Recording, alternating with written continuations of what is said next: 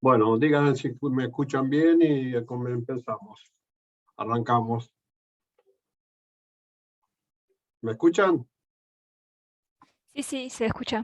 Bueno, vamos a ver hoy instalaciones eléctricas en baja tensión, es decir, la parte que abarca la materia. Van a encontrar la clase que la modifiqué hoy también, así que si la sacaron antes de hoy, van a ver algunas pequeñas modificaciones. Está en el aula virtual, por supuesto, y bueno, empezamos. Primero lo que tenemos que decir es qué entendemos por instalaciones, digamos, eléctricas, ¿eh? O sea, son todas aquellas instalaciones que me permiten, a través de equipamientos y de diferentes componentes, poder suministrar energía eléctrica a, digamos, a las actividades de edificios, actividades comerciales, industriales, lugares públicos, etc. Dentro de dentro de la normativa que abarca el tema que vamos a dar hoy están, por supuesto, las normas, el código de la edificación, con sus reglamentos técnicos, que no aportan demasiado, como en las instalaciones eléctricas. Están en la reglamentación de la AEA, en particular la 90.364, que es la reglamentación aplicada a inmuebles. Después está una ley bastante interesante que se aplica poco, pero la 27.424, que es el régimen de fomento de generación de energía renovable integrada a la red eléctrica. ¿Esto qué quiere decir? Si lo traducimos, es cuando yo tengo en mi edificio o en mi predio, genero energía y me sobra, la puedo incorporar a la red. Eso se llama cogeneración o trigeneración, ¿sí? Después están las normas CIAN, que van a ver que hacen algún cumplimiento de los requisitos de algunos componentes, los cables, por ejemplo, o sea, el aspecto más bien constructivo. Por supuesto que además la Ley de Higiene y Seguridad del Trabajo, con el decreto 911-96, Reglamento de Higiene y Seguridad de la Industria de la Construcción. Y después, bueno, ahí puede haber, de acuerdo a la actividad, una norma particular, requerimientos particulares o específicos de acuerdo al destino, ¿sí? Puertos, aeropuertos, vial, según lo que nos toque proyectar. Evidentemente también son aplicables las normas de la Asociación de Electrónica de Argentina, ¿sí? El código de edificación habla, digamos, tiende a hablar un poco de el uso eficiente y racional de la energía, ¿sí? En ese contexto vamos también a hablar de la temática de hoy. Bien, nosotros, no sé si saben, creo que sí, algunos sabrán un poco más, un poco menos, pero la generación de energía se da de distinta manera, o sea, esa distribución, es decir, la generación es a través de presas hidráulicas, a través de energía eólica, a través de suministrar combustible, como es la mayoría de las subestaciones que generan electricidad en la ciudad de Buenos Aires, que con gas o combustible. De ahí generamos, digamos, esta energía, la transformamos para poderla distribuir, es decir, llevarla, transportarla del lugar de origen hacia su destino final, ¿sí? ¿Por qué se eleva la tensión de acuerdo a la generada? Es en función de las pérdidas, ¿eh? Ya después vamos a ver un poco la pérdida de energía a través de la distribución de la energía eléctrica, ¿sí? Bueno, por supuesto va a llegar a su destino a través de una cámara transformadora, estamos hablando de alta tensión. Vamos a bajarla a la media, transformarla en media, y transformada en media, en lugar de que corresponde, vamos a distribuir a los distintos servicios de nuestra ciudad o lo que sea. Entonces, vamos a hablar de alta tensión para, digamos, potencias de generación mayor a los 13,2 kilovolts. ¿Sí? Media tensión, perdón, es de 13,2 a 33 o a 13,2 kilovolts. Y después baja tensión, que es el consumo que hacemos nosotros, es 380 o 220. También podemos requerir, de acuerdo a la necesidad de nuestro edificio, que nos suministren energía a media tensión. Eso hace que reduzca el costo, pero me van a obligar a tener un centro de transformación en el edificio.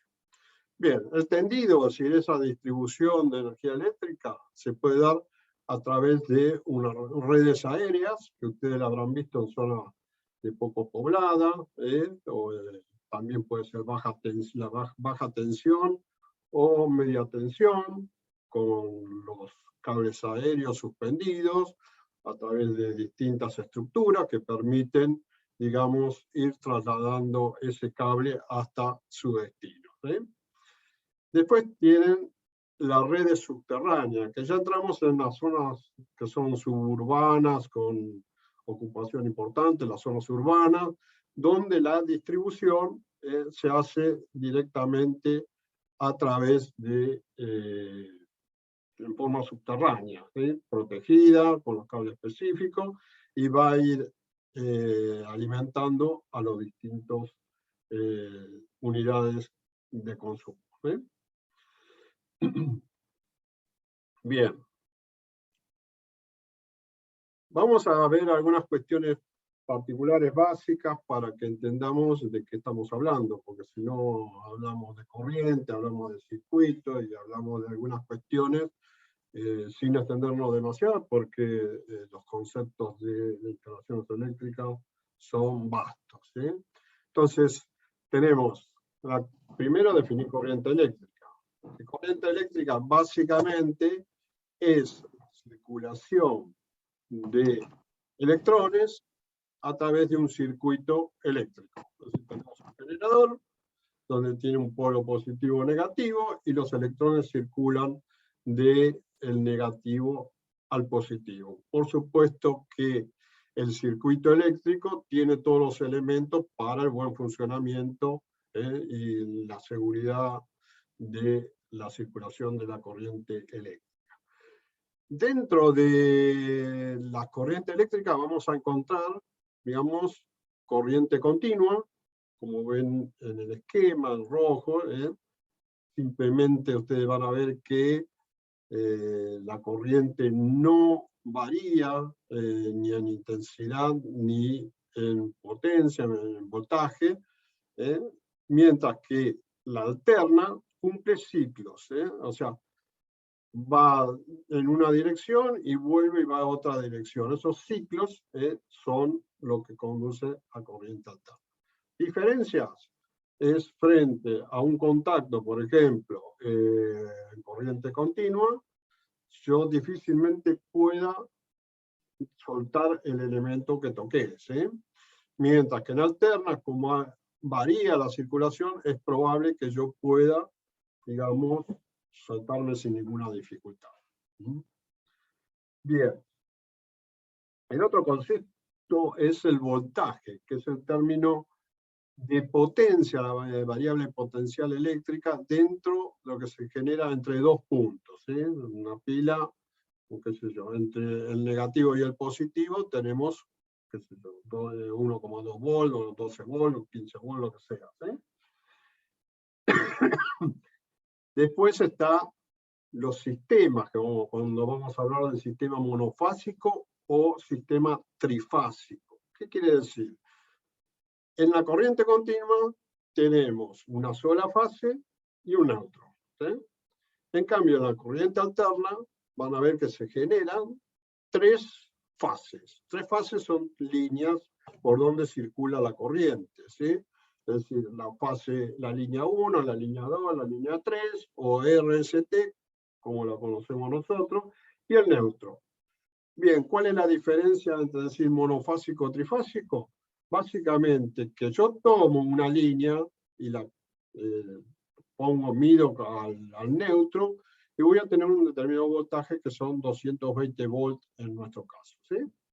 En cambio, si yo tomo, digamos, en las tres fases, la diferencia entre las fases es de 380 y el sistema es trifásico, ¿sí? Por ejemplo, los motores utilizan la determinada capacidad, necesito conectarlo a un sistema trifásico para mejor rendimiento.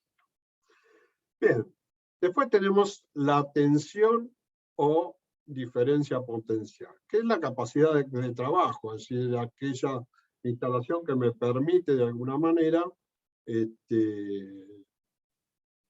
producir una determinada potencia, una capacidad de trabajo en un motor o una lámpara o lo que sea, ¿sí?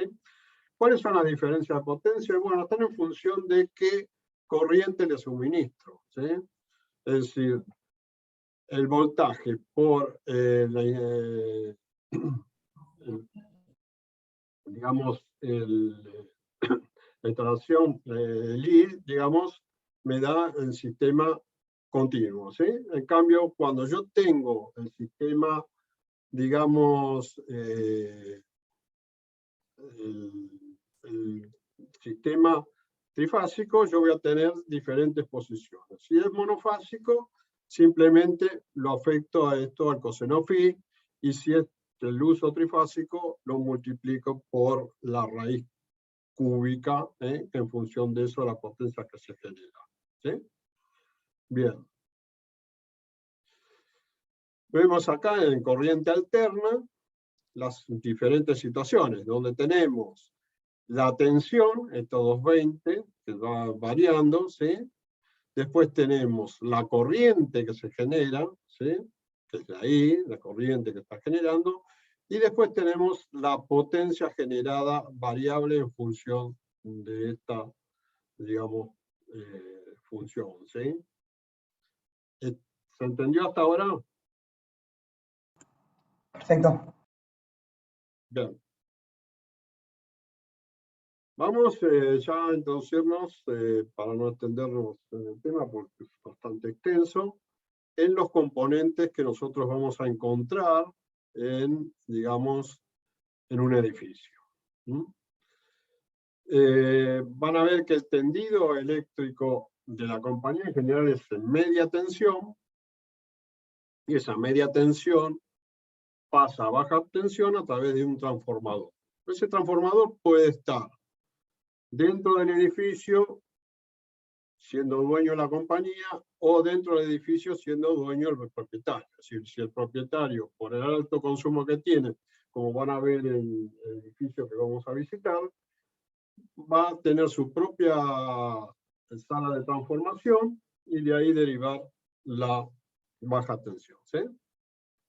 Entonces nosotros, el tendido generalmente subterráneo está media tensión. Entramos a la sala de transformación, transformamos en baja, ¿sí?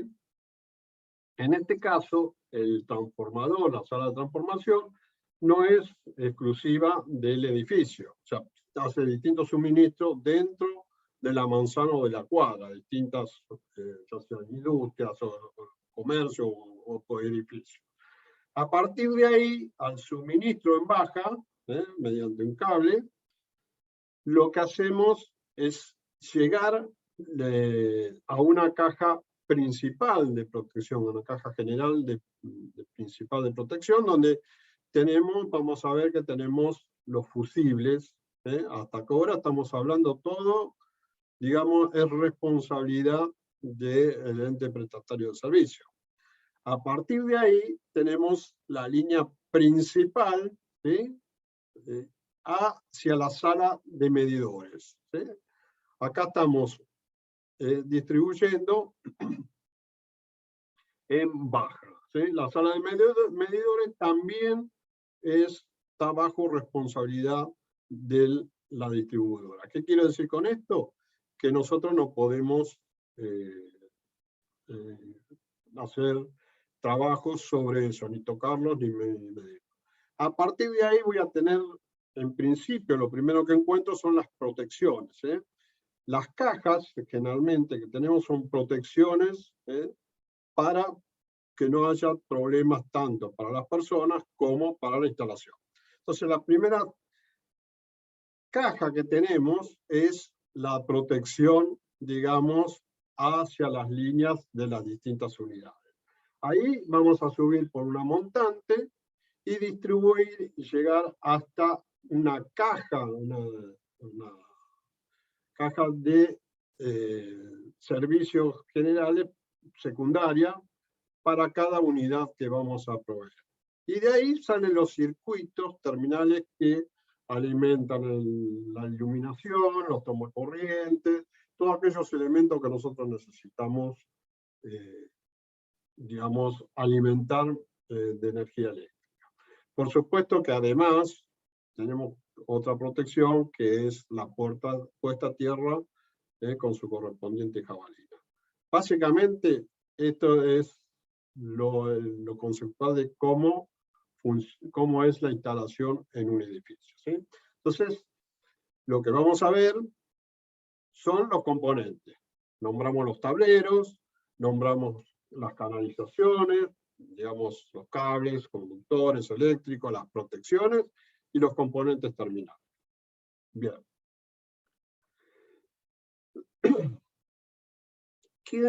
La cámara transformadora, ¿qué es?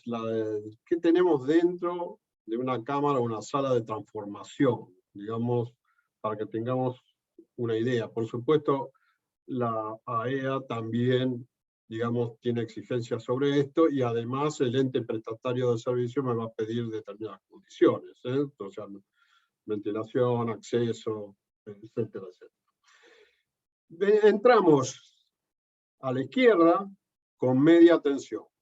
Lo primero, siempre conceptualmente, lo que yo tengo que entrar, entro a un lugar, son los elementos de protección y de corte, ¿sí? Para las personas, van a ingresar ahí, seguridad, estamos hablando de media tensión. Esa media tensión ingresa al transformador, el trafo, ¿sí? Ese transformador lo transforma en baja, también tiene los elementos de seguridad, llave, de corte, todos los elementos de protección, tanto para la instalación como las personas. Y de ahí empiezan a salir las líneas que van a ir a la caja, digamos, general principal que va a alimentar mi edificio, que está sobre la línea oficial del predio, ¿sí? Entonces, responsabilidad de la distribuidora. Acá tenemos la red de alimentación y las distintas derivaciones hacia los edificios, ¿sí? Entonces, lo primero que vamos a encontrar en esa derivación es la caja de toma, ¿sí? Esa caja de toma principal, donde se van a encontrar los fusibles que van a cortar cada una de las líneas, ¿sí? Como la alimentación del cable es trifásico, vamos a tener tres, digamos, fusibles. Esos fusibles se llaman NH, tienen la capacidad del suministro que requiere el edificio, ¿sí? Por supuesto que puede ser uno general y después distribuir a distintas unidades, a distintos predios. Entonces, van a ver que aparece fusible en la línea 1, en la línea 2, en la línea 3, pero el neutro no tiene fusible, ¿sí? Bien, eso está en el exterior, en la parte exterior, ¿sí? O sea, ahí accede solamente el ente prestatario de servicio o como se llama la distribuidora. Estos fusibles, la única manera de sacarlo es con un elemento que es una empuñadura y lo hace la empresa distribuidora. A partir de ahí, yo voy a ir hacia los medidores. De acuerdo a la cantidad de medidores que tenga en esa vivienda, supongamos que tenga -4 o menos, los puedo poner sobre la línea oficial, ¿sí? Deriva de esa caja principal el cableado y alimento los medidores. Todavía es responsabilidad de la distribuidora, ¿sí? Bien, cuando es entre 4 y 12 lo puedo ubicar en pasillos, en distintos lugares, con determinadas cuestiones de seguridad. Cuando yo tengo más de 12 medidores, me obligan a hacer una sala de medición, ¿sí? Por supuesto, esta sala de medición requiere que esté en lugares secos. Pensemos que la humedad y el agua no se llevan bien, con lo cual todas las instalaciones no pueden atravesarla ni estar dentro de esa sala de medidores. Tenemos la sala de medidores en función de la garantía de incendio, es decir, las puertas se abren hacia afuera, tiene que ser incombustible las paredes, el cielo raso, el piso, etcétera, etcétera, iluminada, perfectamente iluminada, para yo poder ver, digamos, todo para hacer el mantenimiento con los elementos de protección, los medidores, y tengo que tener un espacio libre frente a los medidores y a esos elementos de por lo menos 1 metro. Los medidores se colocan, en general van a ver, entre una altura de 1,20 m a 1,80 m, porque abajo tenemos los elementos de protección y arriba también, ¿sí?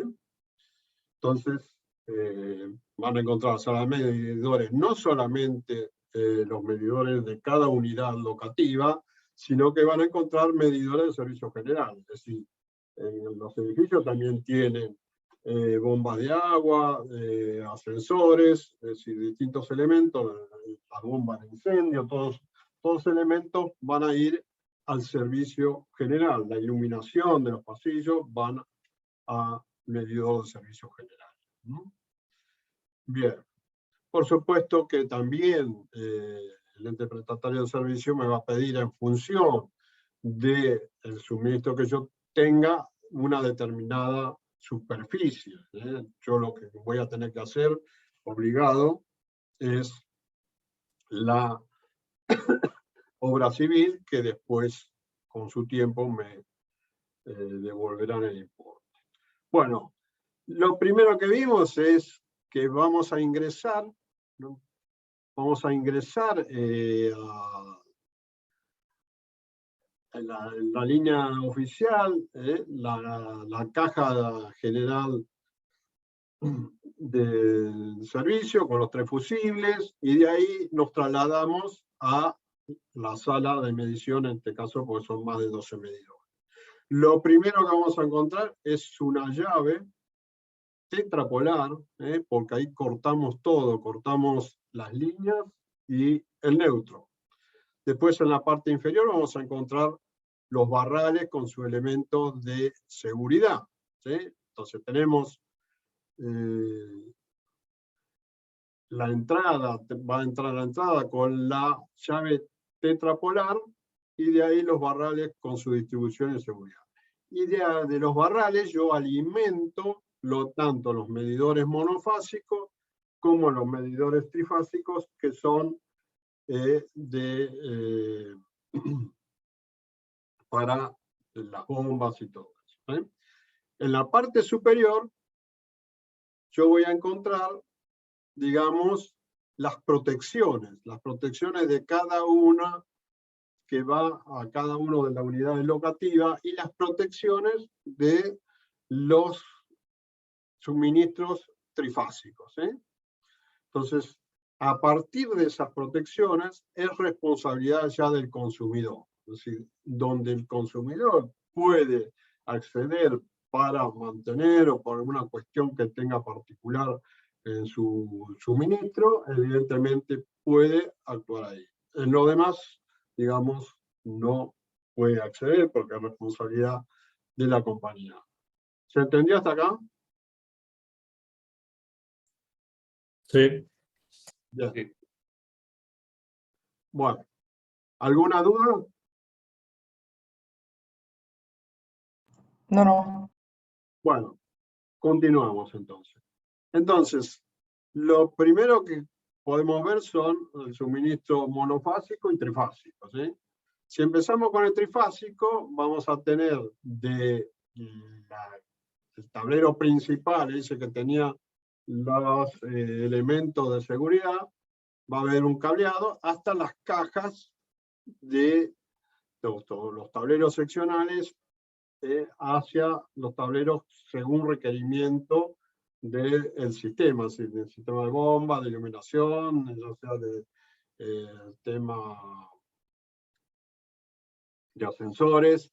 Entonces cada uno va a tener su protección, ¿sí? Vamos a tener protección, digamos, de la instalación y protección a las personas, ¿eh? Entonces, porque las personas en mantenimiento y tengo que poner también protección. Ahora lo vamos a ver. Por ejemplo, lo que vemos acá, primero tenemos protección contra sobre elevación de tensión, cortocircuito, persona, guardamotor, etcétera, etcétera, ¿sí? Entonces, si bien en la imagen que vemos a la derecha está distribuido en distintas cajas, que puede ser, en general van a encontrar en un tablero todos los componentes de protección.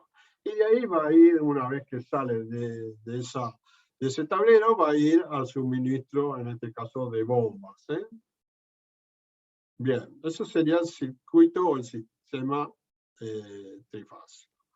Cuando hablamos de monofásico, evidentemente de la salida de la sala de medidores, tenemos un tablero principal, donde tenemos el interruptor térmico, que es una llave que me va a cortar el suministro, y de ahí salen las montantes. Las montantes pueden ser por cañerías, a través de cañerías van a pasar los cables.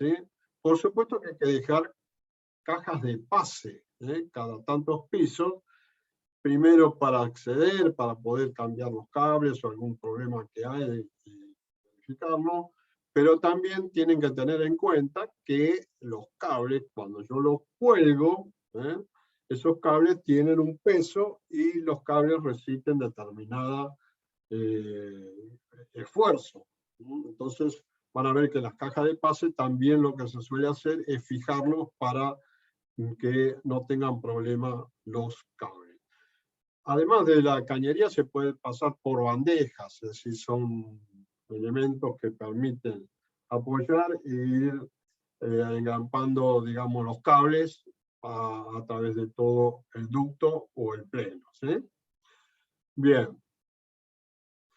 Lo que no tenemos que olvidar es que esos ductos plenos, como cualquier ducto o pleno, es un elemento de pase o de humero para pasar un incendio de un piso a otro. Entonces es importante sellar esos pases que impidan, digamos, el tema de fuego hacia el piso superior. Y bueno, después de esa montante o el circuito de sección de distribución, como lo quieran llamar, encontramos un tablero secundario, ¿sí?, donde tienen los elementos de protección ya para la unidad, específicamente para la unidad. Vamos a tener el interruptor y los el interruptor térmico y el de interruptor termomagnético, que protegen a las personas.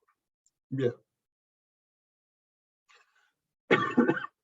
Otro tema que tenemos que incorporar y que tenemos que saber, cuando tenemos determinados elementos o cajas particularmente que están a la intemperie o que están con polvo, nosotros como profesionales tenemos que requerir que tenga una determinada protección, ¿sí? Esa protección está codificada en la IEC 60529, que lo que hace es determinar en función de un código donde tenemos el internacional de protección, como el IP, y después los números, que uno es cuánto, digamos, es aislante al polvo exterior, es decir, que cuánto puede ingresar todos aquellos elementos que puedan afectar, digamos, a lo que tengo en mi tablero. Y después, con contra el ingreso de agua. Si de acuerdo a donde yo esté, yo tengo que tener ese tipo de protección. Y después la segunda letra o cosa es específica para algunas cuestiones particulares. Entonces van a ver que las cajas y los distintos elementos tienen la descripción IP6, en el caso de protección 67, pues bueno, será que hermeticidad contra la suciedad, un grado bastante importante, y protección a la inmersión. Así quiere decir que esta yo prácticamente puedo sumergirla a la caja, que no voy a tener problema, que eso en caso de inundaciones. Bien. Continuando, lo primero que vamos a encontrar dentro de la unidad funcional son los tableros eléctricos secundarios. ¿Sí? Entonces tenemos el primario principal en mi sala de medidores. Por supuesto que tiene que cumplir las condiciones de la norma IRAN en cuanto a lo constructivo, y van a encontrar, lo primero que van a encontrar es un interruptor principal, digamos que esa es la función, es de, primero, habilitar a los circuitos, de luz, de gas, habilitarle de energía. ¿Sí? Después, cortarlo, se permite cortar, ¿sí? Y además permite, en caso de sobretensión, cortar también automáticamente. Y después están los que son protectores, digamos, para llamarlo de alguna manera, a las personas, que son lo que ustedes conocerán como disyuntor diferencial o interruptor diferencial. Bien. ¿Se entendió hasta acá? Perfecto. Bien. Si hay alguna duda, peguen el grito. Bien. Entramos, después del tablero, tenemos las canalizaciones. Es decir, yo necesito llegar del tablero a donde me requiere la energía eléctrica. Entonces, lo hago a través de canalizaciones. ¿Sí? Entonces, la canalización me va a permitir el tendido y la distribución en los circuitos de los cables eléctricos. ¿Sí? Bien. Las canalizaciones pueden estar ubicadas en el exterior y en el interior, como primer paso. La forma de montaje puede ser a la vista o ocultas o embutidas en la mampostería, lo que sea. ¿Sí? Y después los materiales que tenemos en el mercado son metálicos y los plásticos. Dentro de los metálicos tenemos los de acero, ¿sí? Los acero pesado, semipesado, liviano, en función de los requerimientos que yo quiera que me exija mi instalación. Y después están los termoplásticos, ¿sí? Cada uno con el cumplimiento de normativa. Entonces, lo primero que tenemos que ver, como dijo Perry ayer, el martes en la cosa, utilizar marcas y de accesorios del mismo fabricante. ¿Sí? Eso es lo más conveniente. Después, es conveniente también utilizar los materiales certificados. ¿Sí? También es importante, igual que las instalaciones sanitarias, la fijación. Entonces, van a ver que hay distintos tipos de caños en el mercado, que generalmente no se usan certificados, pero es conveniente tener aquellos elementos certificados por norma IRA. Después están los plásticos, igual, donde también están certificados por norma IRA. Después tenemos algunos caños, dentro de los caños, metálico flexible, que se utilizan a veces por algún problema de desvío, alguna cuestión particular o de seguridad. ¿Sí? Y por último están los caños de PVC corrugado, que digamos, yo considero que no deberían usarse, pero se usan hoy en la construcción. hay un requerimiento específico en la norma AEA del cumplimiento de la norma IRAN, y lo que uno tiene que tener en cuenta cuando habla de canalizaciones es que no sean propagantes de llama, y la emisión de los gases tóxicos, si bien pueden no ser propagantes de llama, pueden emitir gases tóxicos, que es un problema, ¿sí? Entonces van a ver que determinados cables no se pueden utilizar en cualquier lugar, porque son emisores de gases tóxicos. Bien, por supuesto que canalización también tienen el cable canal, que es donde yo puedo agrupar varias cables, y, o sea, puede ser telefonía, eléctrica, lo que sea, ¿sí? Después están las bandejas portacables, que se utilizan bastante. Ustedes en la Facultad de las Heras, la distribución que hicieron ahora por fuera es por la bandeja portacables, ¿sí? Y después están los pisos técnicos, que se usan la distribución, todo va por piso, que puede ser que directamente esté a nivel contrapiso o esté por debajo en un espacio libre, ¿sí? Por ¿Una supuesto. consulta? ¿Eh? ¿Te hago una consulta? Sí, ¿Por qué decías que no deberían usarse los cables corrugados? ¿por qué qué? No te ¿Por escuché. qué, por qué mencionaste que no deberían usarse los cables corrugados, en tu opinión? El caño, primero, el caño corrugado tiene para mí, varios problemas. Primer punto, cuando se hace la obra en hormigón, qué sé yo, se aplasta, se dobla, se corta, se rompe, ¿sí? Lo que usan en obra. Eso por un lado. Después si bien vos podés pasar el cable como dejando un alambre testigo, ¿sí? Cuando yo paso el cable y digamos, una vez que pasé en la instalación, después quiero cambiar esos cables, si yo no preví usar ese cable como pasacinta, vas a ver que ese corrugado hace que sea imposible prácticamente el pase. Y lo más importante, que en general producen gases tóxicos, digamos lo que no están normalizados, ¿no? Estamos hablando de lo que se usa, que pueden comprar en cualquier ferretería, qué sé yo. Y no son, digamos, antillama. En general es lo que pasa, y eso no lo controla nadie, simplemente se usa sin un control adecuado. No digo que todos, pero la mayoría. Entonces son esos los problemas. Y después no tienen entre la caja, o sea, la boca donde yo voy a llegar, no tienen un elemento realmente que sea compatible entre caja y cable, ¿sí? O sea, yo Claro, tengo un elemento, a ver, lo tengo acá.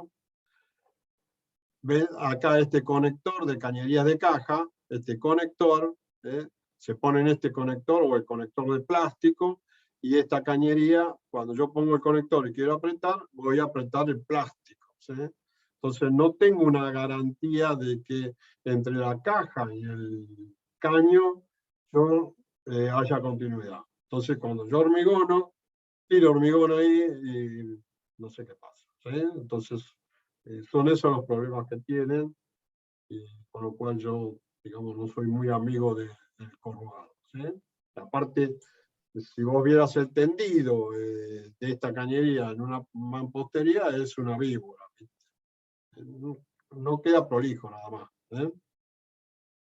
claro. ¿De acuerdo? Perfecto, gracias. Bueno, Sí. bien, continuamos.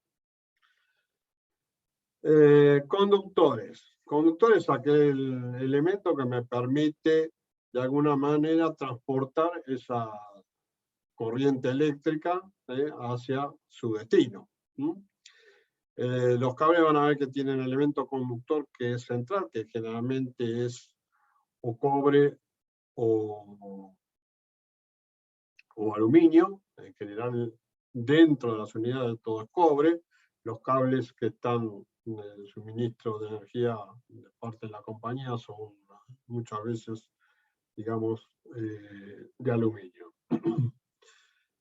Por supuesto, como dije, no deben ser propagantes de llama y no generar gases tóxicos. Es importante, cuando estamos en una instalación, identificarla debidamente.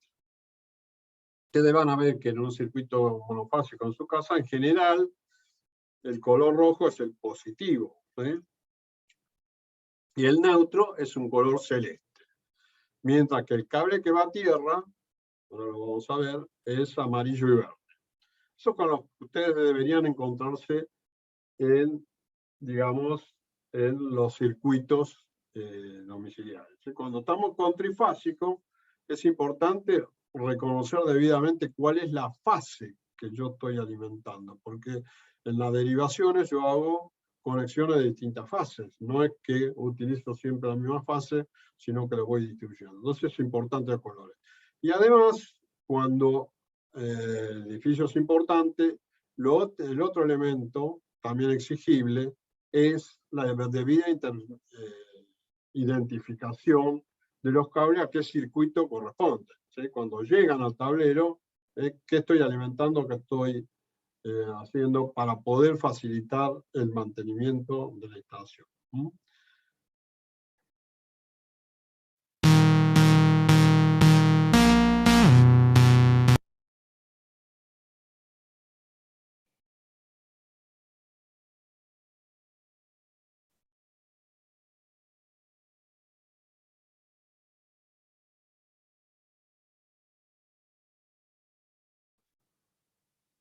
Bueno, acá lo que estamos pasan en pantalla son los distintos tipos de cables, las condiciones, acá el material, cobre y aluminio, les dije,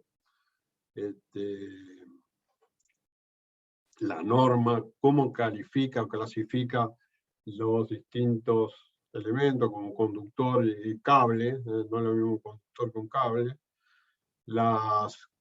Cada uno de los cables tiene identificación de acuerdo a la norma IRAN, los distintos cables pueden ser unipolares o multipolares, las protecciones que tienen en cables, tienen no solamente el aislamiento, sino la protección termoplástica, y las tensiones que soportan y el destino, ¿sí? No solamente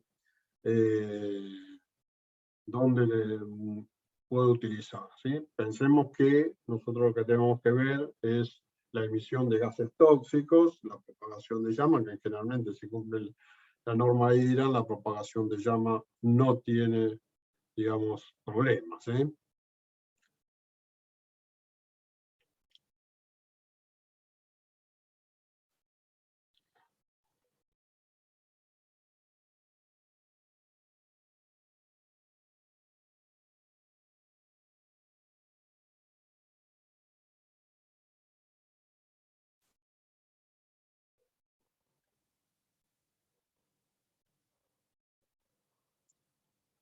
Bueno, bien, acá hay un resumen de las características de los cables según la norma. El verde y el amarillo son los que podemos utilizar. Los demás cables van a ver que se usan para distintos destinos, y hay algunos que simplemente se usan como elemento de uso para la conexión a la red de los distintos artefactos. Bien. Vamos ahora a, digamos, el punto crítico de la instalación, que son las protecciones eléctricas. Van a ver que el primer dispositivo que hablamos es el de maniobra, es decir, es aquel que me permite, de alguna manera, habilitar el servicio, conducir, permitir la conducción de ese servicio y interrumpir, es decir, interrumpirlo, cortarlo. Esos son los interruptores en general. Después están los dispositivos de protección, que son ya lo que protegen o a la instalación propiamente dicha, o, digamos, a las personas. Entonces permiten de alguna manera actúan en función de condiciones anormales, ya sea de sobrecarga, cortocircuito o corriente de falla de tierra, ¿sí?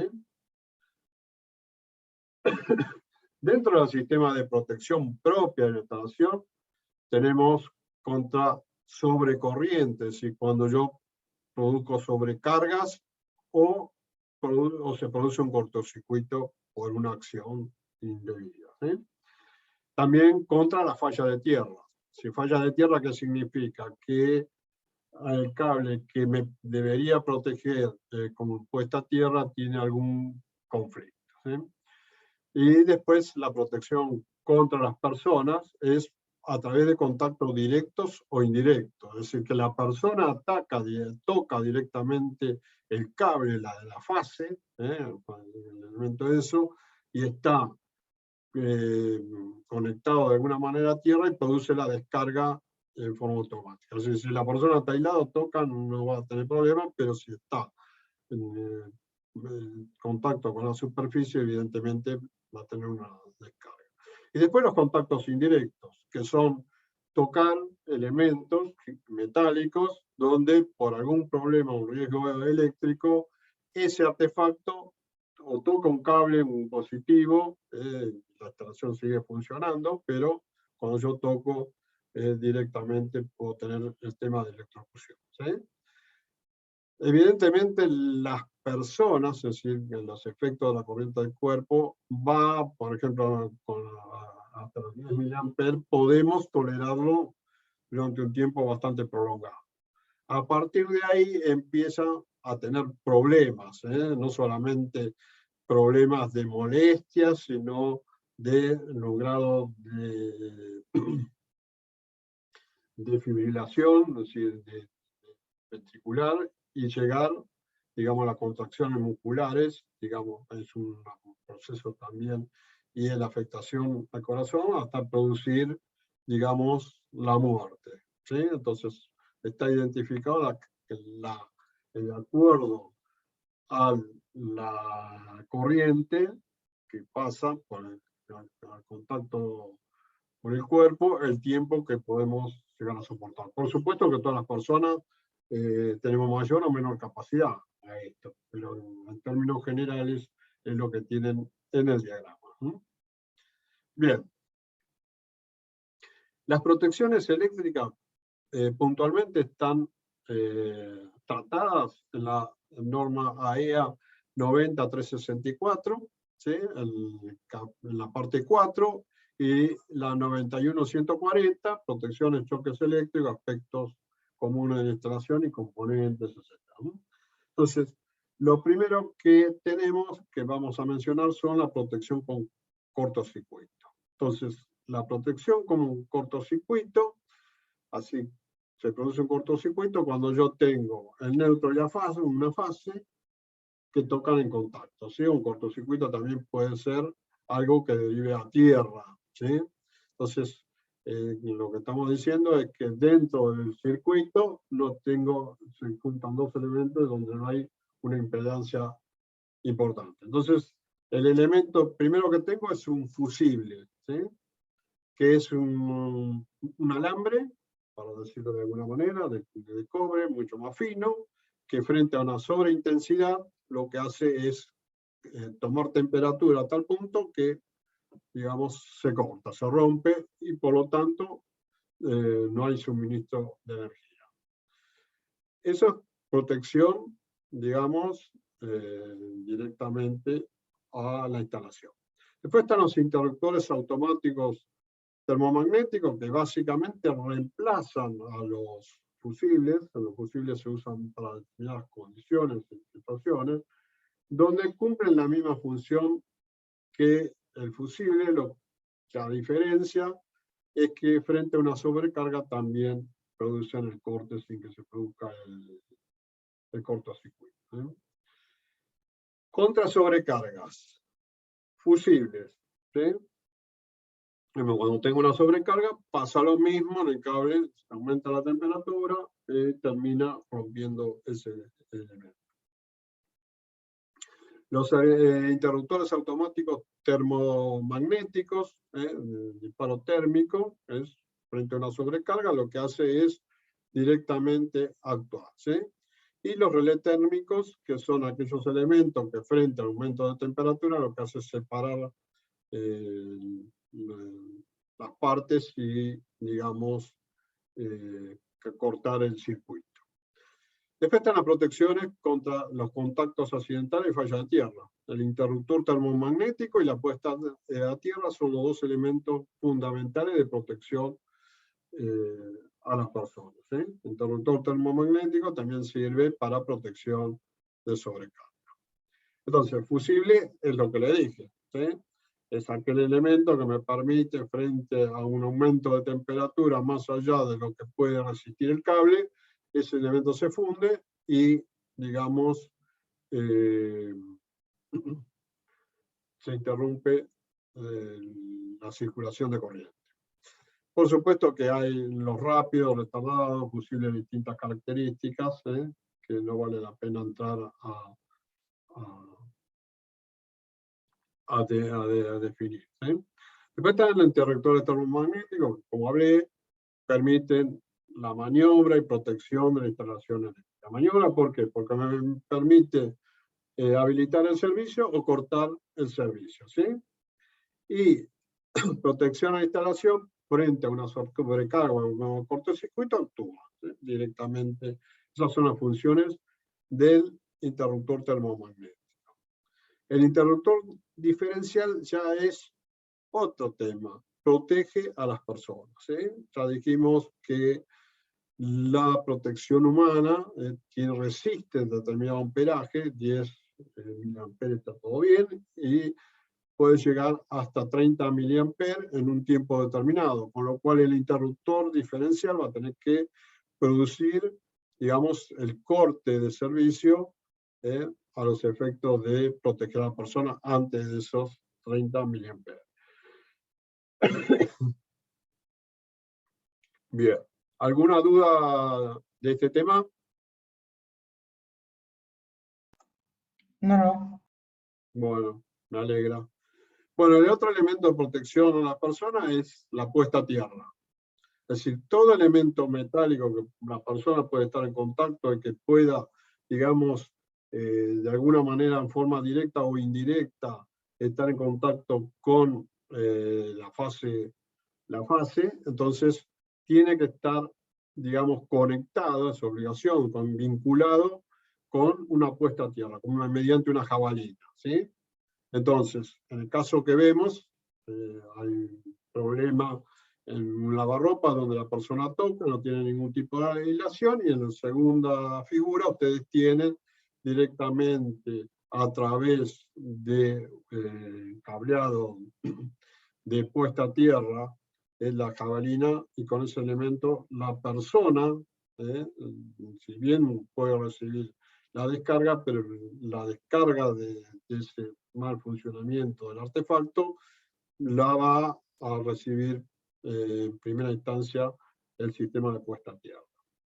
Entonces, ven acá en el gráfico, ¿sí?, que tenemos las tres fases, la línea 1, 2, 3 y el neutro. Y se le agrega un cuarto cable, que es la protección eléctrica, la puesta a tierra, que el cable es verde y amarillo, y que está conectado a las partes metálicas que puede tocar la persona en función de la distribución, y va a la jabalina.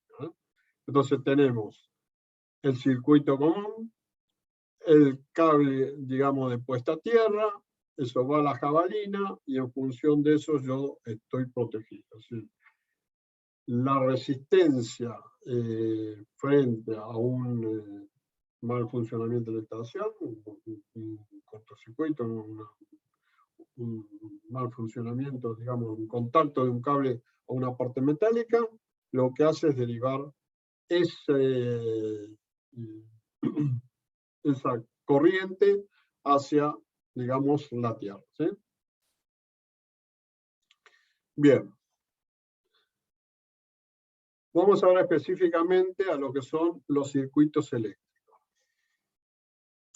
Lo primero que tenemos que ver es qué entendemos por boca, para poder empezar a ver que el circuito eléctrico tiene una terminal. Esa terminal son las bocas donde alimentan los distintos aparatos, ya sea iluminación, digamos, una estufa, todo el elemento eléctrico de salida de esa toma. ¿Sí? O sea, yo computo aquellas salidas que demandan una potencia, exigen una potencia eléctrica del circuito eléctrico. Bien. A partir de ahí, la reglamentación me está definiendo de alguna manera distintos tipos de circuitos. Siempre, lo mínimo que tiene que haber es 2 circuitos. Entonces, tenemos un circuito para iluminación y un circuito para toma corriente. ¿Esto por qué? Porque si yo tengo una afectación en la línea del circuito de iluminación, puedo a través del sistema de toma corriente poder producir iluminación. ¿Sí? Entonces, lo separo. Y después, por seguridad. Entonces, la norma me dice, primero, vamos a calificar o clasificar los distintos circuitos en función de iluminación de uso general y toma corriente de uso general. Primero, fija un límite hasta 10 amperes. ¿Sí? Pensemos que los toma corrientes, de acuerdo a lo que estuvimos hablando, tienen dos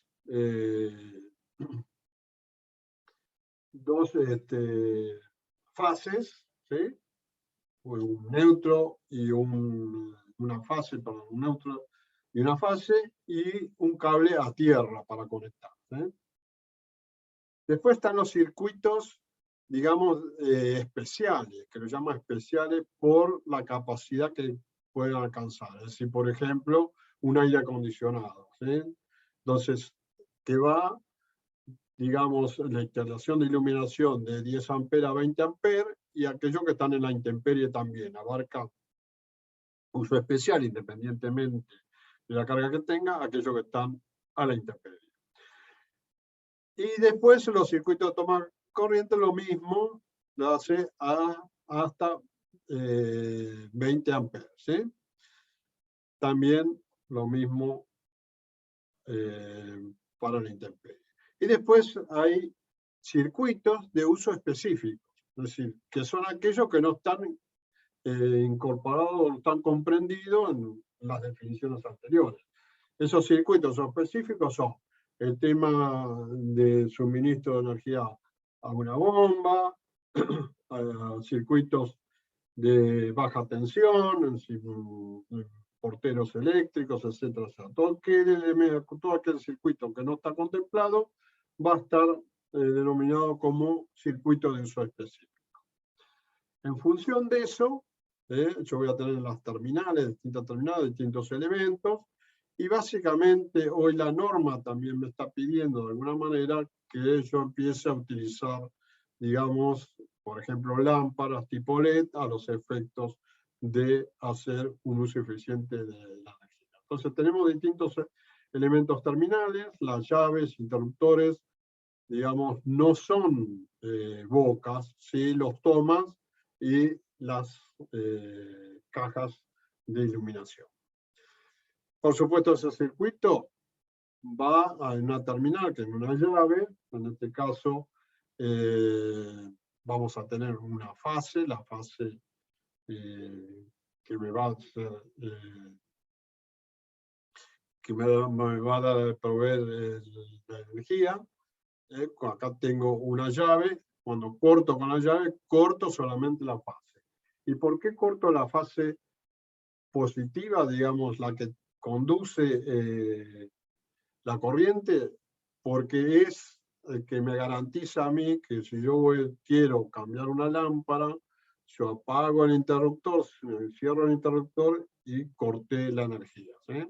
Si yo pusiera un neutro, evidentemente no tengo garantía de cortar ese circuito, independientemente que hay que cortar a través de los elementos de seguridad, si la térmica o el disyuntor. Por supuesto, cuando tengo un toma corriente, voy a tener el neutro, la fase, el positivo, y la puesta a tierra, ¿sí? Entonces, el enchufe tiene que tener, digamos, la conexión a tierra a los efectos de que si hay un problema, supongamos en el lavarropa, yo tenga garantía de que está conectado cada puesta a tierra, ¿sí? Bien, por supuesto que en el proyecto nosotros lo que vamos a ver es incluir dentro de mis unidades del edificio todos los suministros, todos los circuitos, desde la sala de medición para hacer el suministro de todos los requerimientos que tenemos en nuestro edificio. Bien, a modo de síntesis, lo que podemos decir: instalación edilicia, tenemos la protección de la distribuidora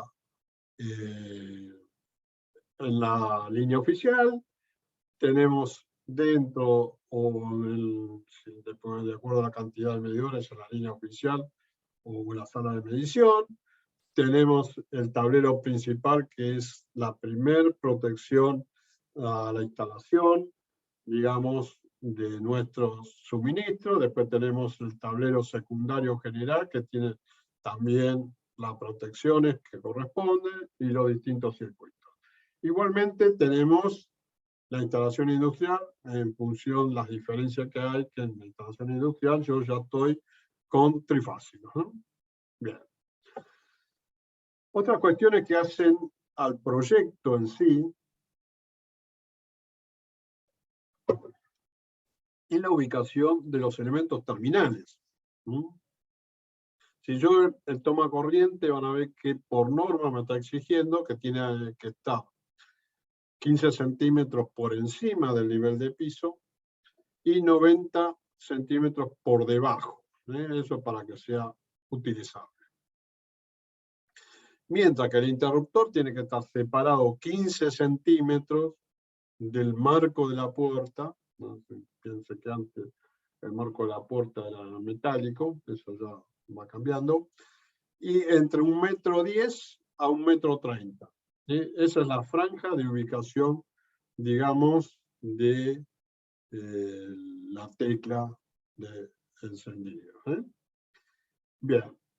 También en la cocina tenemos limitaciones, es decir, no solamente la ubicación de los tomas está en función de estos 15 centímetros mínimo de la mesada, alejado 40 centímetros de lo que sea fuente de agua, es decir, la grifería digamos, de la bacha de lavar, todos aquellos elementos que puedan interferir incluso la campana, ¿sí? La campana de ventilación. Bien. Por otro lado, también establece, y es importante que respetemos, la norma en los baños. ¿Por qué?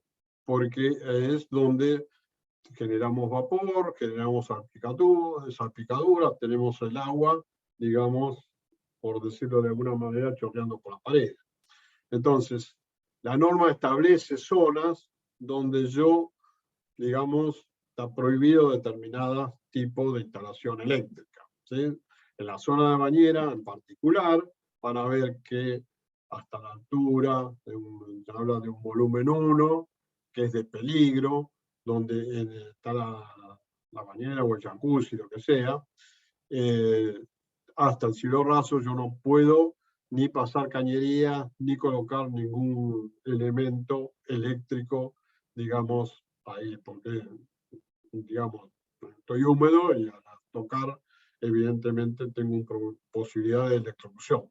Entonces, ni siquiera pasar cañería por ese sector, ¿sí?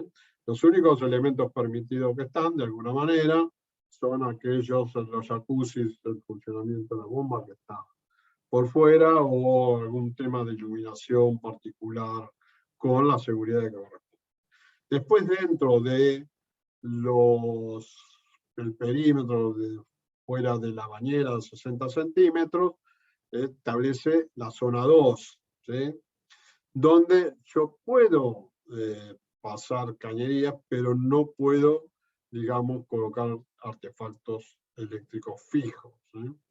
Y después la zona 3, que es más allá de los 60 hasta los 2 metros 40, no tiene ningún tipo de restricción. Yo puedo colocar tomas en lo que necesite iluminación sin ningún problema de la instalación.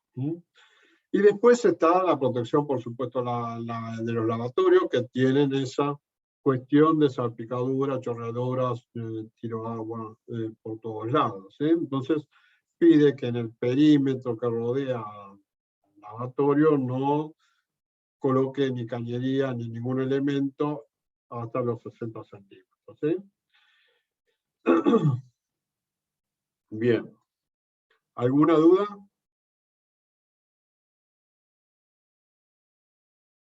Bueno, continúo.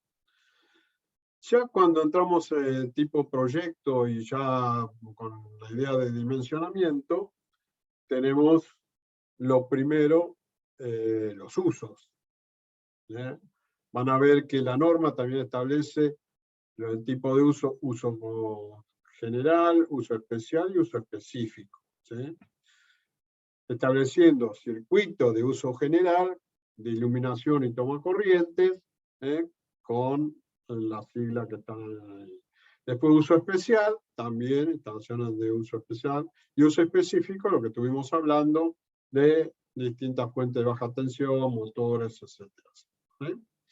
En función de esos usos, lo que está estableciendo la norma es la cantidad de bocas por circuito que yo puedo tener. Si es de uso general, recordemos que eran los 10 amperes, por boca de suministro no puede utilizarse más de 6 amperes.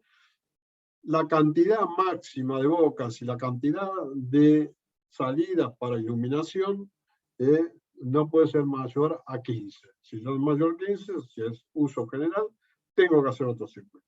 Lo mismo que para los tomas corrientes. Y el elemento de protección máximo para ese circuito es, en el caso de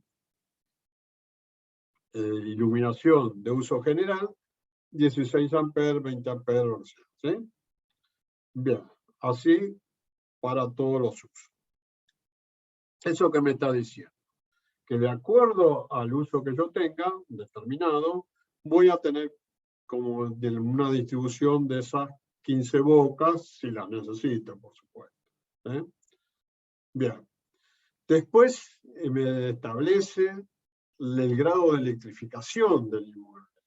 Entonces me limita de alguna manera en un grado de electrificación mínima, media, alta y superior, ¿sí? En función de la demanda que tengo máxima simultánea. Es decir, no solamente tengo el requerimiento anterior, sino para determinados metros cuadrados, la máxima potencia que puedo suministrar, en este caso son 3,7 kilovolts. Entonces, si yo tengo 60 metros cuadrados mayor consumo, evidentemente paso al siguiente o al siguiente al que corresponde. Entonces, en función de eso, yo establezco el número mínimo de circuitos que voy a necesitar. Entonces me dice que para el grado de electrificación mínima, recordemos la cuestión que habíamos visto antes, necesito una cantidad mínima de circuitos. Por eso yo dije siempre 2. ¿Sí? Entonces, como variante única, lo que está pidiendo es un circuito para iluminación, y otro para toma corrientes de uso general. ¿Sí? De uso especial no pide nada y lo demás tampoco. Cuando yo tengo medio, ya me está pidiendo 3, y hace una combinación, ¿sí? Usted lo puede hacer todos de uso general y uno de uso especial, puede hacer de iluminación, o la variante con el toma, o definirlo 1. Cuando es elevado ya empieza a pedir 5 o 6, de acuerdo a número de circuitos. Entonces, cuando yo tengo potencias en un departamento elevado, ya tengo que establecer 5 circuitos. Por supuesto que elevado estamos hablando de superficies por lo menos importantes y potencias importantes. ¿Sí? ¿Se entendió? Sí, sí, perfecto. Bueno, después de eso, tengo un número mínimo de puntos a utilizar o de bocas en el inmueble a utilizar, en función del grado de electrificación, la ubicación del local, es decir, en función del local, cuántas bocas tengo que ubicar por metro cuadrado. Por supuesto que esto es, digamos, mínimo. Yo puedo establecer mayor cantidad de bocas y tendré que pasar a uno u otro circuito. Bien. Dicho esto, vamos al dimensionado de los conductos, ¿sí? Para ver que básicamente lo que vamos a ver ahora lo podemos asemejar a las otras instalaciones. Es decir, lo primero que yo tengo es la caída de tensión. Es decir, cuando yo suministro una determinada potencia para llegar a otro punto, en el recorrido tengo pérdidas, ¿eh? Entonces, en este caso, las pérdidas esas se traducen en función de la longitud, caída de tensión, ¿sí? Entre un punto y otro. Esto es como circula agua y pierdo, digamos, energía para circular agua. Después el otro tema es que cuando yo circulo corriente por un cable, lo que voy a tener es temperatura, aumenta la temperatura, disipación de calor, y eso requiere, digamos, también en el proyecto tener en cuenta. Después también se pueden producir por el uso sobrecargas y corrientes de cortocircuito. Si yo tengo que preparar la instalación para alguna cuestión de cortocircuito. Y después hay las solicitaciones, otro tipo de solicitación mecánica, y las corrientes armónicas, que son particularidades de la instalación, que no vamos a ver, pero dentro de la instalación mecánicas son esos esfuerzos que hablamos, por ejemplo, en los plenos, o las corrientes armónicas, es cuando yo tengo varios motores funcionando, equilibrar, digamos, las distintas fases en función de que sea armónica. Eso es en términos generales. Bien. Entonces, la norma me está dando, lo primero que me da para dimensionamiento es la demanda máxima de potencia simultánea. Para los distintos circuitos, es decir, circuito de iluminación, circuito de toma, general, especial y otras cuestiones, yo me establece cuáles son las cargas que yo tengo que tener en cuenta más allá de lo que realmente pueda tener. Entonces, también me da una simultaneidad, es decir, las 15 bocas, en caso de iluminación o de toma en general, esas 15 bocas no van a entrar simultáneamente, sino que tengo en primera instancia, de acuerdo al destino, un porcentaje, o 100%, por ejemplo, en las oficinas y locales, o viviendas 66%. Eso, sin que haya tomas derivadas, ¿sí?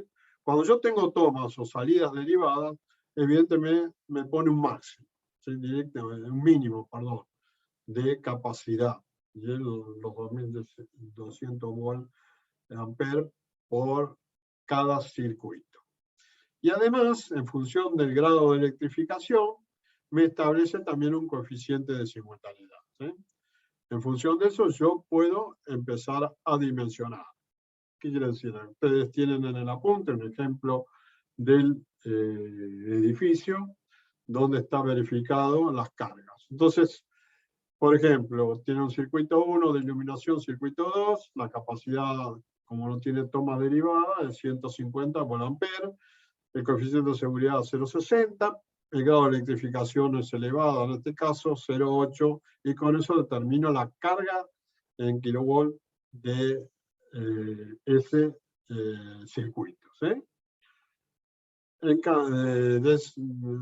cambio, para los circuitos de toma, lo establece en función de la cantidad de tomas, y lo mismo, capacidad de cada uno. Sumados, voy a tener el consumo total de esa unidad funcional. ¿Sí?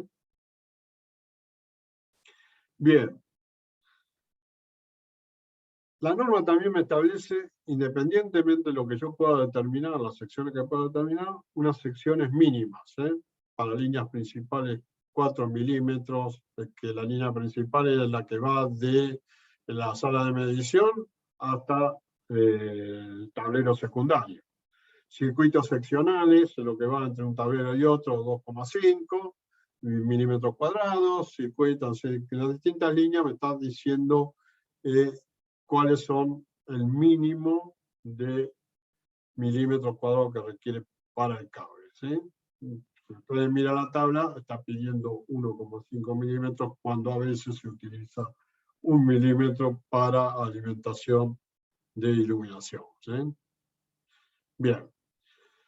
Después de determinar esa carga, yo puedo empezar a determinar los cables en función de la cantidad que tengo, los conductores, en función de la cantidad que tengo establecida en el cable, voy en la cañería. ¿Sí? Entonces voy a determinar en función de la intensidad de corriente y a la temperatura que está, digamos, la tipo de cable que requiere.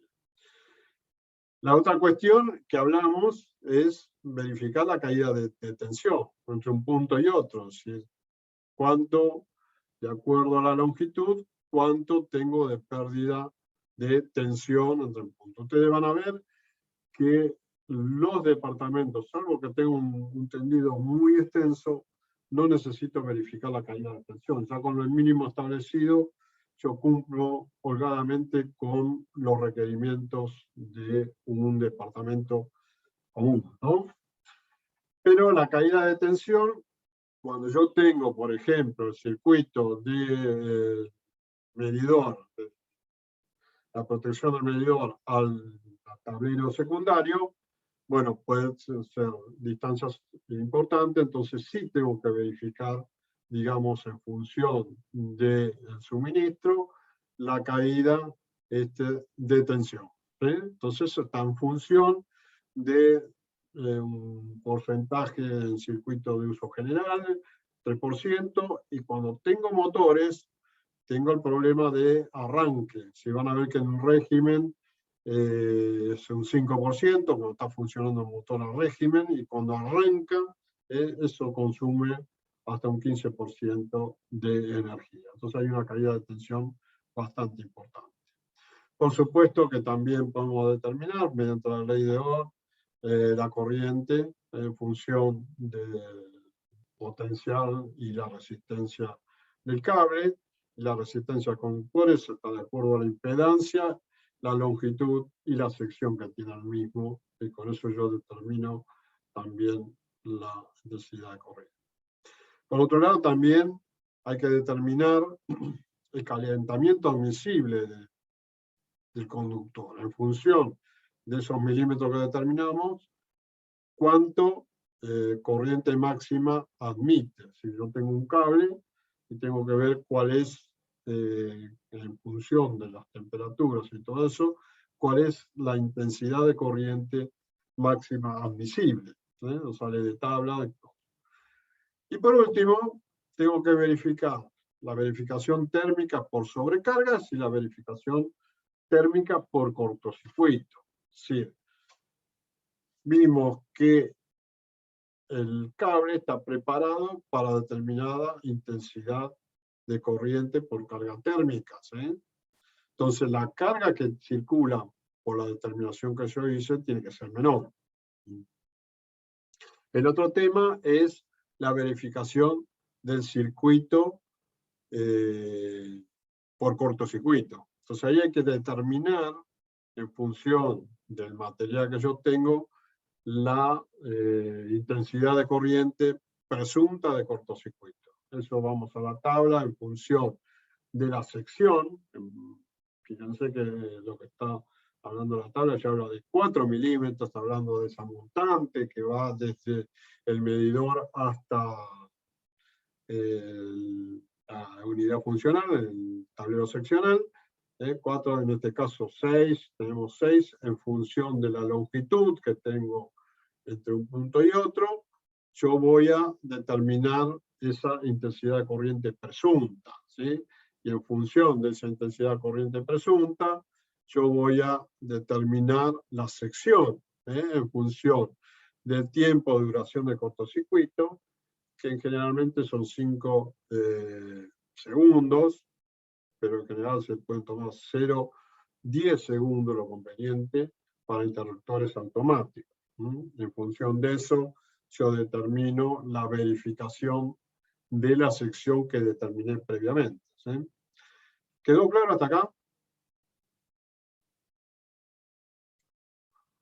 Me parece que se durmieron todos. Bien. A partir de ahí yo tengo que dimensionar la canalización, ¿sí? En la canalización yo voy a tener en lo mínimo una fase, un neutro y el cable puesta a tierra, ¿sí? Entonces, en función de la cantidad de cables que pasan en función del circuito por cable, yo voy a determinar el diámetro que requiere, digamos, el paso de esos cables, ¿sí? Pensemos que como hay temperatura, se eleva temperatura, yo no puedo utilizar la sección total del caño, ¿no? Para que se disipe, digamos, esa energía. Bueno, y después nos queda seleccionar las protecciones, ¿sí? Lo primero que hablamos es la protección termomagnética. Para una protección tiene que ser lo primero, que cualquiera sea ella, que esté concordante con la tensión. No es lo mismo 220, 380, 110. Entonces, la tensión de la red o el suministro es el primer elemento que yo me tengo que fijar. Y en termomagnética, la corriente que circula por el interruptor en función del trabajo. Es decir, en este caso tenemos un máximo de 25 amperes, ¿sí? Y la corriente que circula en situaciones de cortocircuito, que son estos 3000 amperios, ¿sí? Entonces, esas son las condiciones que yo voy a determinar para utilizar mi termomagnética. Después tenemos el interruptor, ¿sí? Aquel que cortaba y además protegía por sobreprotecciones.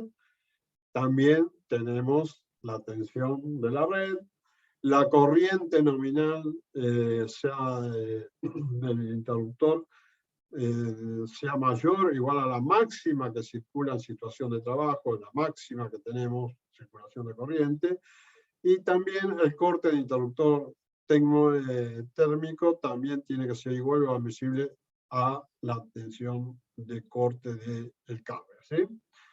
En función de eso, yo voy a determinar, digamos, cuál es mi termomagnética que protege el circuito. Para mayor entendimiento, vamos a ver un pequeño video.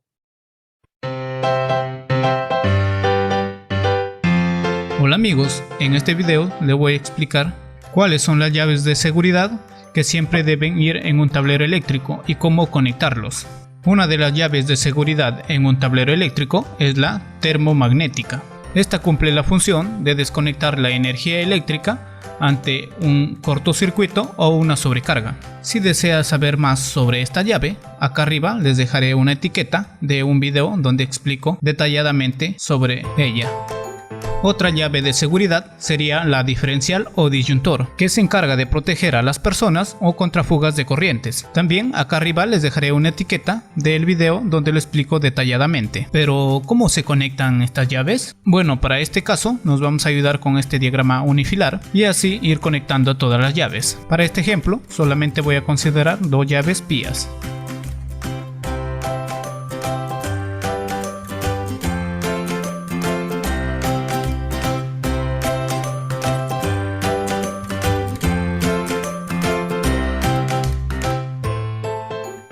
Entonces, la primera, que sería la llave general, sería una termomagnética.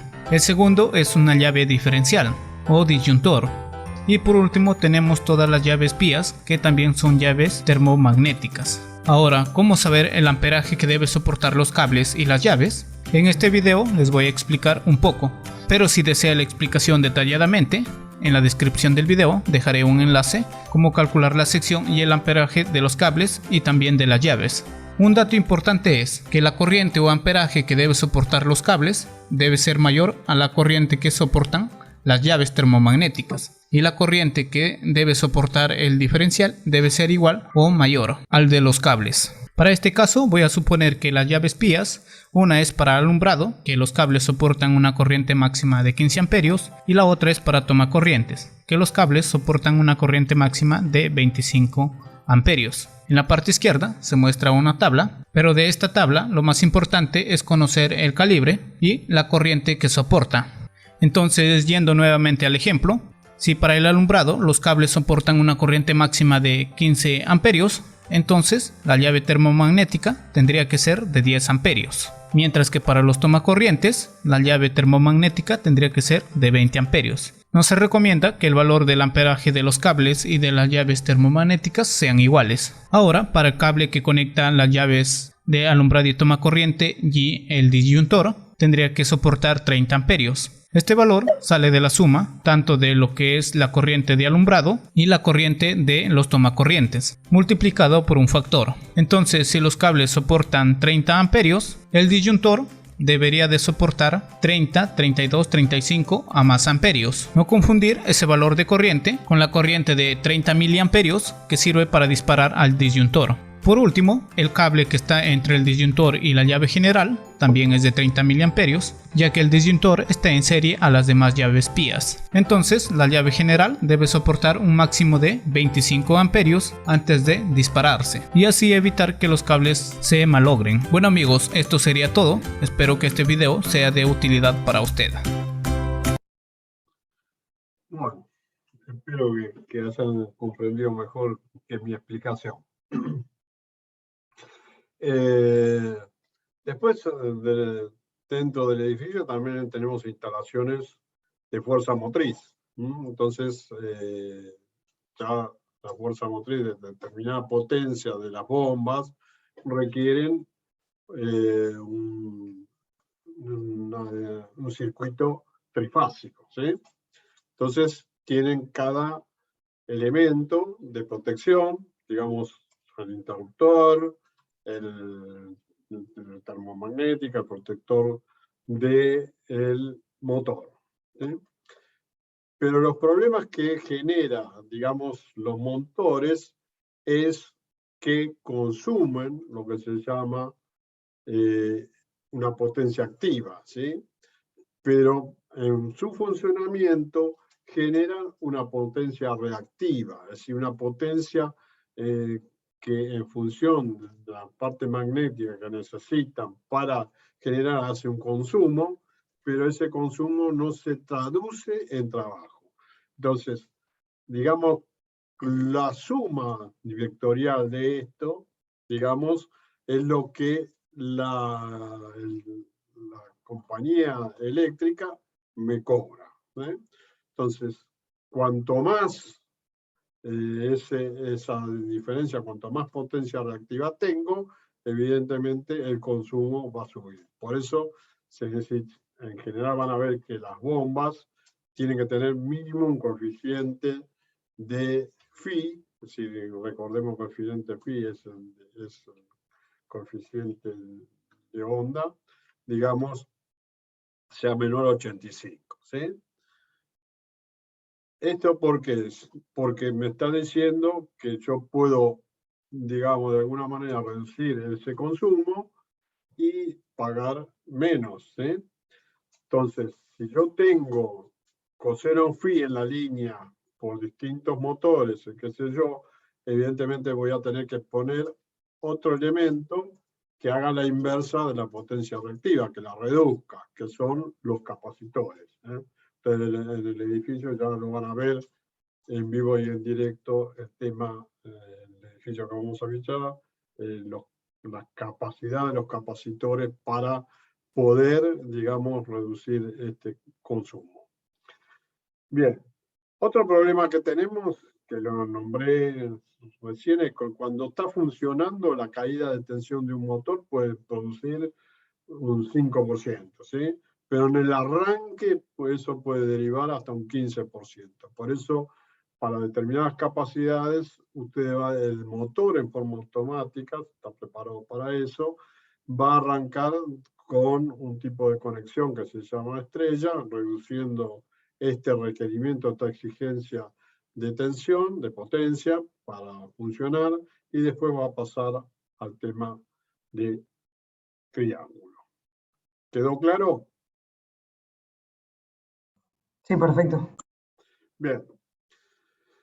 Ahora pasamos, nos olvidamos de todo lo que hablamos, pasamos a instalaciones de baja tensión o de muy baja tensión, que son aquellas que no implican un riesgo eléctrico. Si bien requieren a veces de suministro eléctrico a 220, no, en su funcionamiento no producen riesgo eléctrico a las personas, como son el sistema de alarma, de comunicaciones, señalización, sistemas informáticos. En función de eso vemos que van a tener un requerimiento, también un tendido de cañerías, un tendido de cables, en función de cada uno de los sistemas. Acá vemos un sistema de incendio, con los distintos circuitos. Después tenemos también el de portero, así que hoy ya, digamos, los sistemas por ahí no requieren cableado ni cosa en función de tener una buena conexión de internet, o directamente el cableado es para el sistema pantalla, visores, la entrada en cada uno de los departamentos, eso en función de la calidad de, digamos, de la calidad de poder, digamos, realizar la instalación. ¿Sí? Bien. Y también tenemos el tema, antiguamente los teléfonos, hoy prácticamente el teléfono fijo, digamos, se dejó de usar, pocos se usan, usamos demasiado el teléfono celular, pero bueno, también requieren de alimentación, ingreso. Piensen que el ingreso para una línea telefónica, lo que está pidiendo, la entrada es una cañería de 100, yo necesito armarios, distribución dentro de la instalación. O sea, cada instalación tiene su particularidad. Después tenemos también, dentro de las instalaciones eléctricas, el pararrayo. Básicamente el pararrayo es un elemento que capta y baja directamente a una puesta a tierra, que distribuye esa, digamos, energía del rayo. Piensen que los pararrayos lo que hacen es proteger como un paraguas, ¿sí? Como un cono, distintas situaciones. Entonces hay que colocar varios pararrayos para proteger superficies importantes. Los pararrayos se pueden ejecutar de distintas maneras, directamente con las puntas y el cable desnudo, hasta la jabalina o la puesta a tierra, que por supuesto es mucho más profundo que la que tenemos en instalación eléctrica. Uno de los temas que tienen que tener en cuenta es que ese cable tiene que bajar directo. ¿Sí?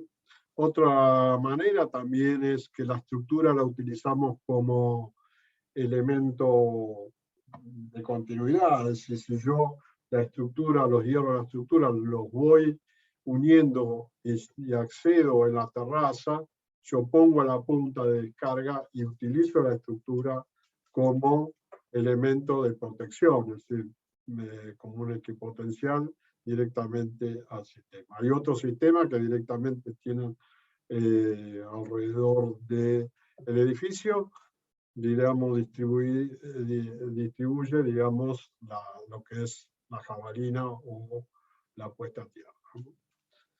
Bien. Y por último, vamos a ver un poco así, no es mucho mi tema, pero los edificios inteligentes. Hoy, digamos, desde una computadora, un teléfono, simplemente un teléfono celular, yo puedo controlar, digamos, todas las instalaciones que hacen al confort de las personas, ¿sí? Puedo manejar el tema de calefacción, de refrigeración, el tema de encendido de luces, apagado de luces, no sé, un robot que me limpie, abra las persianas, cierre las persianas, o sea, hay infinidad. Eso lo puedo manejar mediante una central, y esa central de mi celular puedo manejarla tranquilamente sin ningún problema. Bien, con esto damos por terminado. Si hay alguna duda, hablen ahora o callen para siempre, como digo yo. Y vamos al parcialito, ¿sí? Buenísimo, Ale.